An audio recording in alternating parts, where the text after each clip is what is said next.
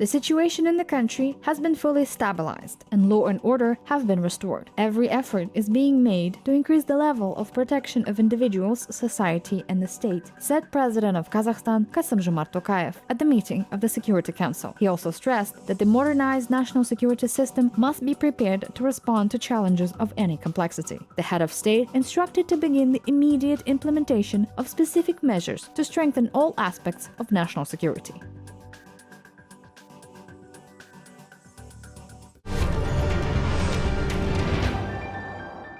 The Senate of the Kazakh parliament proposed to repeal the need to align state initiatives with the first president. This rule is prescribed in the constitutional law on the first president. Senators also discussed the amendments to the laws on the Security Council and Kazakhstan's Ethnic Assembly earlier offered by Majlismen, which involve the abolition of the first president's right to lifelong chairmanship in these organizations. Members of the upper house approved all the changes previously announced by Majlismen. Having proposed their own amendment, they returned the bill for reconsideration to the lower house.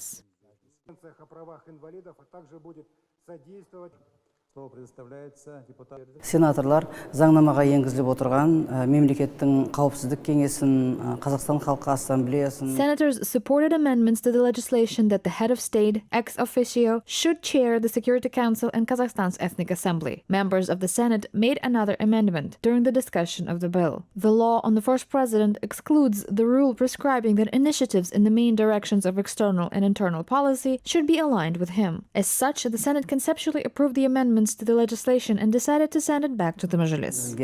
Өзгерістерді тұжырымдамалы түрде қолдап, осы бір өзгеріспенен мәжіліске қайтарып отыр.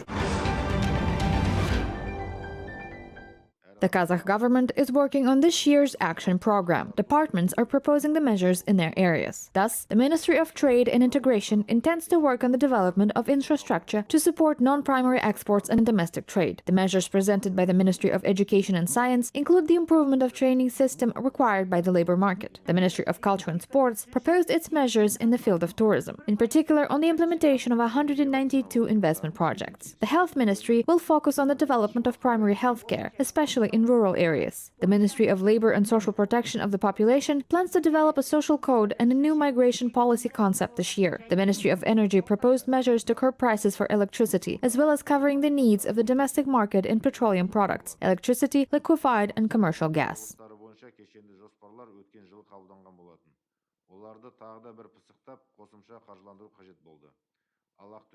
All items of the program should be practical and aimed at a real improvement in the quality of life of the population. It is necessary to develop effective measures so that the country's citizens can feel positive change.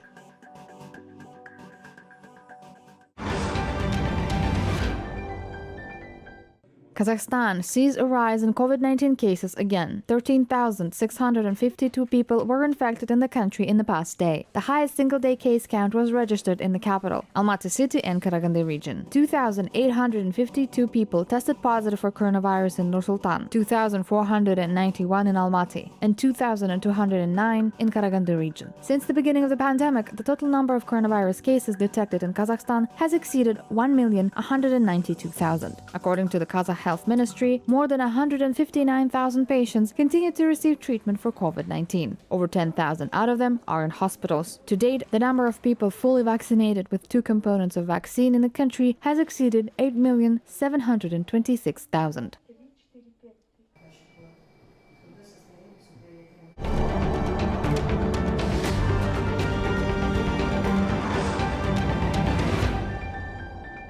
The German Bundestag held the first debate on the introduction of compulsory vaccination. The parliament has not come to a unanimous decision yet. Some propose to make vaccination mandatory from the age of 18, others to immunize everyone over 50. There are also those who oppose vaccination. The corona skeptics announced a large-scale demonstration. They wanted to gather in front of the parliament building. However, the police cordoned off the government quarter and did not allow an unauthorized rally to take place. Nevertheless, COVID dissidents tried to gather in different parts of Berlin. The demonstrators strongly opposed mandatory vaccination and called for the lifting of the current restrictions. As reported, 25 people were taken into custody.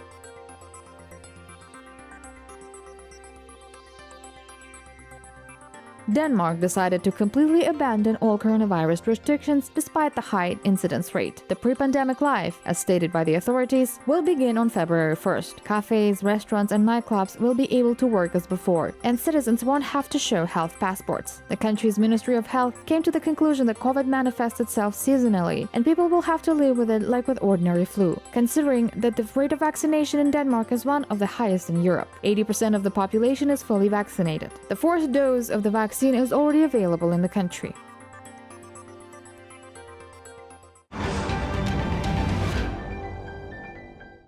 Implementation of the comprehensive privatization plan announced by the head of state, along with the commitment to developing the national economy, will contribute to the solution of socially significant issues. Kazakh analyst Saparbay Jobayev opined. The introduction of the assets of the National Welfare Fund into a competitive environment will primarily untap sustainable development of SMEs in Kazakhstan, he said. Qualitative changes in the structure of economic growth will also provide investment inflow and positively affect the development of the manufacturing industry. All this will be a groundwork for creating new jobs and thereby improving well-being of Kazakh residents, the expert believes. At the meeting with the business community last week, Kassym-Jomart Tokayev highlighted that he was setting a task of fundamentally reforming the National Welfare Fund. The measures to reform business processes and corporate governance practices in portfolio companies were developed on his instructions.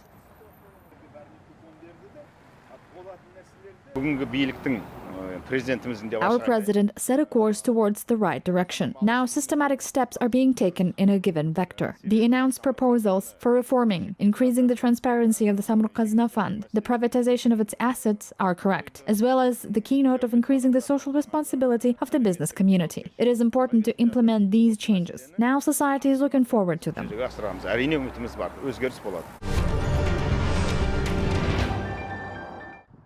Kazakhstan will soon have its first online universities. A new training tool in the higher education system was discussed at an extended meeting of the relevant department. Overall, the number of university grants will be increased by 5,000, of which 60% will be allocated to technical majors, said Deputy Minister of Education and Science, Qazaq Ergaliyev.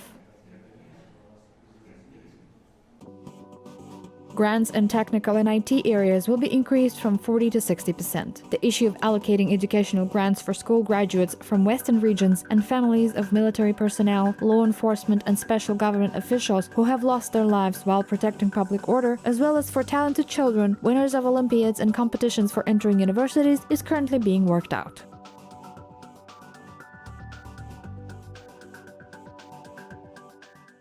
The ministry also noted that, on the instructions of the head of state, the stipends for students of domestic universities will increase by 20% and for graduate and PhD students by 15% starting from September this year. In addition, 2022 will see an increase in the volume of state orders for training in vocational education institutions. Over 120,000 Kazakh citizens will be able to receive free technical and vocational education. It is 25,000 people more than in 2021-2022 school years.